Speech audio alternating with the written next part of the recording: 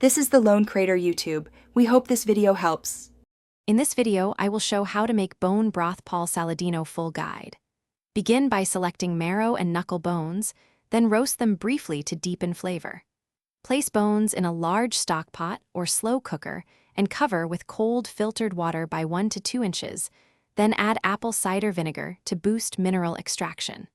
Simmer very gently for many hours to release gelatin and nutrients into the broth. For a balanced broth, start with carrots, celery, and onions to create a savory base without overpowering the bones. Tie herbs like thyme and parsley and add them near the last hour so flavors stay bright. Use whole peppercorns and a bay leaf for subtle complexity, and only salt at the end to avoid overreduction. Taste periodically and skim foam to keep clarity and a clean, rich flavor. If you're finding this guide helpful, please subscribe and like the video to support more recipes and tips.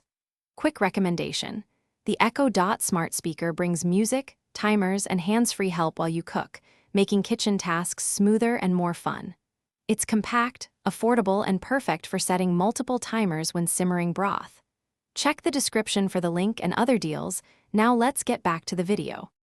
Low, slow cooking unlocks gelatin and minerals, so aim for 12 to 48 hours depending on the bones you use and desired richness. Cool the broth quickly, strain it through a fine sieve, then refrigerate up to 5 days or freeze in portions for longer storage. Remove excess fat if you prefer a clearer broth, or keep it for extra calories and flavor, especially when using the broth for soups or sauces. Thanks for watching. Consider subscribing if we helped you.